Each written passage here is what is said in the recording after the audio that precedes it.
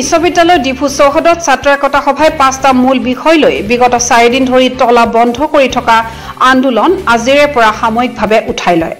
জিলা আয়ুক্ত নিৰ্লা ফাংচপি আৰু আৰক্ষী অধীক্ষক সঞ্জীৱ কুমাৰ শইকীয়া আজি ডিফু চৌহদত উপস্থিত হৈ ছাত্ৰ একতা সভাৰ নেতৃত্বৰ সৈতে এক আলোচনাত মিলিত হোৱাৰ পাছতে ছাত্ৰ একতা সভাই সাময়িকভাৱে আন্দোলন স্থগিত ৰখাৰ কথা ঘোষণা কৰে।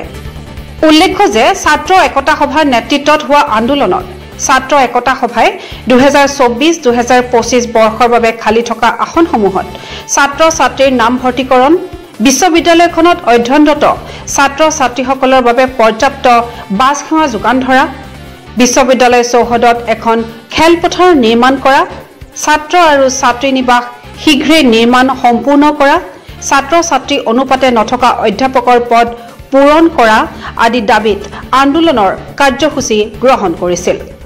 আজি জিলা আয়ুক্ত নিৰ্লা ফাংচপিয়ে চৌহদত উপস্থিত হৈ সংবাদ মাধ্যমৰ আগত কয় যে ছাত্ৰ ছাত্ৰীৰ ধৰ্ণা সন্দৰ্ভত চৌহদৰ সহ উপাচাৰ্যগৰাকী আমাৰ কাৰ্যালয়লৈ আহিছিল আৰু এই সন্দৰ্ভত বিতং তথ্য দাখিল কৰিছিল।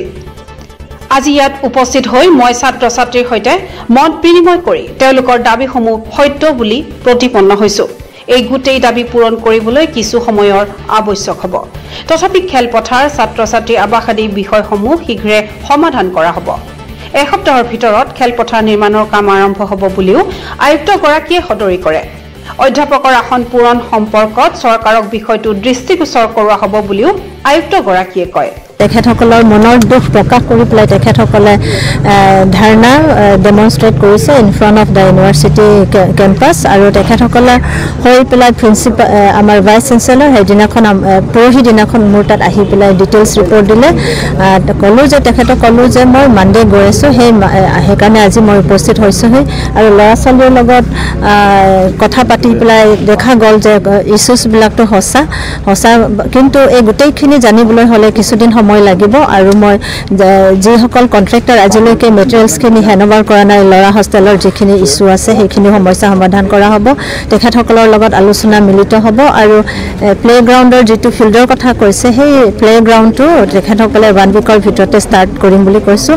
আৰু আজি ইয়াত আমাৰ ইউনিভাৰ্চিটিৰ ষ্টুডেণ্টছ সংগঠনৰ প্ৰেছিডেণ্ট আৰু ছেক্ৰেটেৰীক অনুৰোধ কৰিছোঁ উইদিন 1 উইক যদি ইউনিভাৰ্চিটিত যদি কেম্পাছত যদি প্লেগ্ৰাউণ্ড যদি কাম ষ্টাৰ্ট নকৰে কিবা তোমালোকে মোৰ তাত আকৌ ৰিপৰ্ট দিবলৈ আহিবা বুলি তেখেতসকলক মই অনুৰোধ কৰি গৈছোঁ।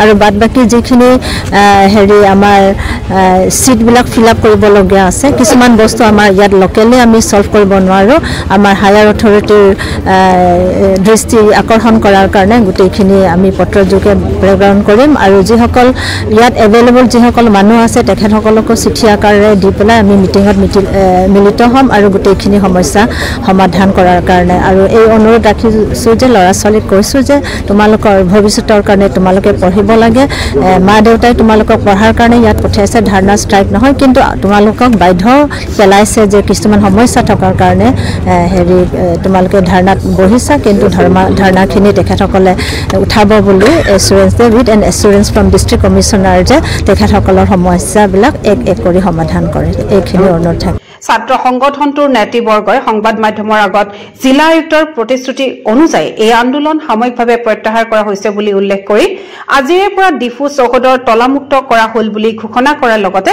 দাবীসমূহ পূৰণ নহ'লে পুনৰ আন্দোলনৰ কাৰ্যসূচী গ্ৰহণ কৰিব বুলি হুংকাৰ দিয়ে। আমি 5টা উদ্দেশ্য লৈ পেলাই আজিৰ পৰা 4 দিন হ'ল আমি ইয়াত প্ৰতিবাদ কৰা প্ৰটেষ্ট কৰা।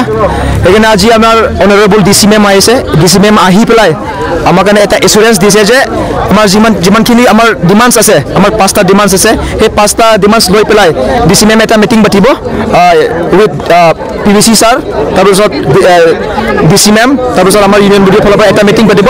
মিটিং পতাৰ পিছত যিমানখিনি কৰিব পাৰে, যিমানখিনি চলিউশ্যন ল'ব পাৰে আমাৰ ডিচি মেমে ওলাব, সেইখিনি আমি কৰিছোঁ। তাৰপিছত চলিউশ্যন যদি নোলায় আকৌ আমি প্ৰটেষ্ট কৰিবৰ কাৰণে আকৌ আমি ইয়াত আহিম, আকৌ বহিম।